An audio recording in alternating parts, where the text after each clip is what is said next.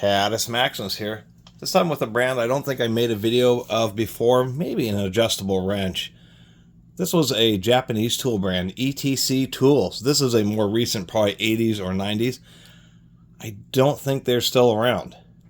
Not real easy to find information on them, but they were one of the companies of early quality tools importers that started competing with other European and American brands.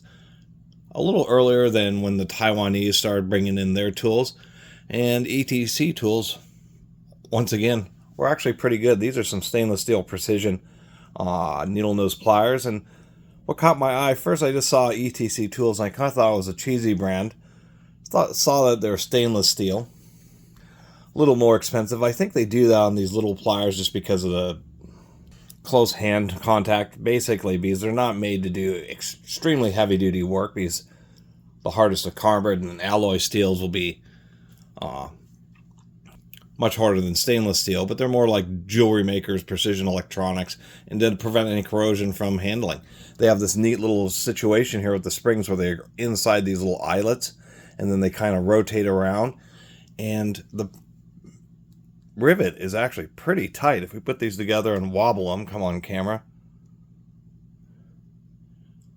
almost no play, but yet they move extremely smoothly, so I do like that.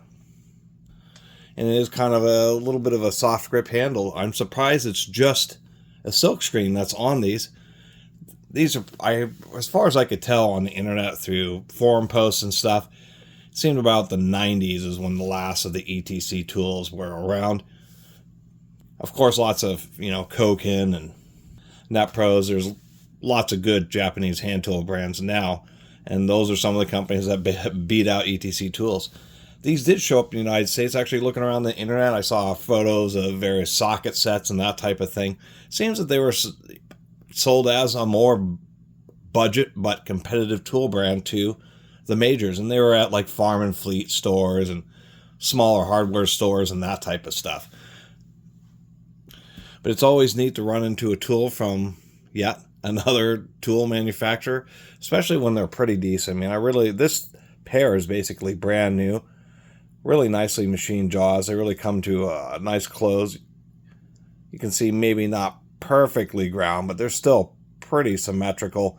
Really line up nicely.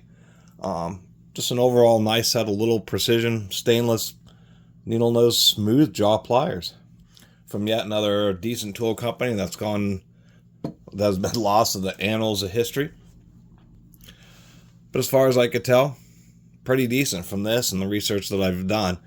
And I'd certainly like to find more of their tools, and anybody who runs into them and they say ETC, maybe give them a little bit closer of a look. One of those kind of tool brands where you think, God, these are just some... When I first saw these, I thought, oh, these are going to be some terrible ones. But I just kind of got to look at them and thought, these aren't just super cheap Chinese ones. They're work too smoothly and they're too well made.